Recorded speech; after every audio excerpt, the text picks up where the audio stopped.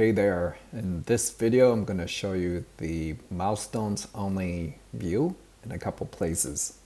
Here I have a project called Blueberry Implementation that's open, and I'm in the Process tab. And the first place I want to show you the milestones view is in the Reports tab. So I'm going to click on Reports, and you can see here we have Budget and Milestones as sub-tabs. By default, it's selected budget. All you have to do is click on milestones, and that's it. And you can see at the project level, the diamonds are displayed here. We have green for completed, blue for future milestones that haven't been done yet. They're in the future date. Now, if we did have a late milestone, it would be a red diamond. I don't have any lates on this project, which is good. And if I scroll down a little bit here, you can see what it does. It only displays the tasks that are set to milestone. It hides all of the other tasks. And you can see how they are set up according to the timeline. And now, the second place where you can see this is in, yes, the timeline report. So let's go to timeline, and we added milestones only right here. You can see this button to the right of expand and collapse. So if you're familiar with the timeline report, you can expand and you can see the timeline for all of the tasks.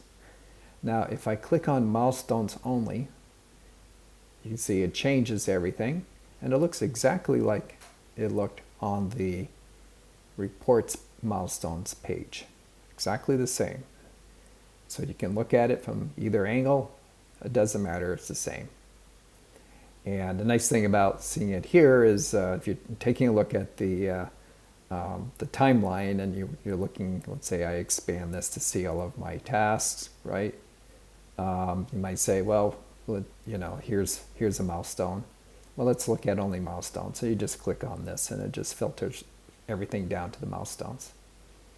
And if you're not familiar with working with milestones, what you do is you go to a task, click on the tags button, and then you would just click on milestone to select the milestone tag label.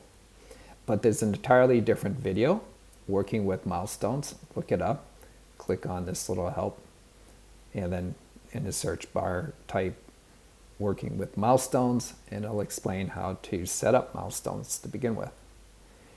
And let's see, one other thing, you can export this to a PDF. And let's go to the reports page again, milestones, and sure enough you can export to PDF. And the other thing you can do while you're here, you can select a slice. Select plan, and you can see it's showing all the milestones under plan. There's only one. Go to defined. Now you're seeing all the milestones under defined, and you're seeing the boxes here. Now you can actually drill down into a box. And usually what I do is I go up here, turn on milestone indicators, and then you can see here, let me just turn off this other indicator for late.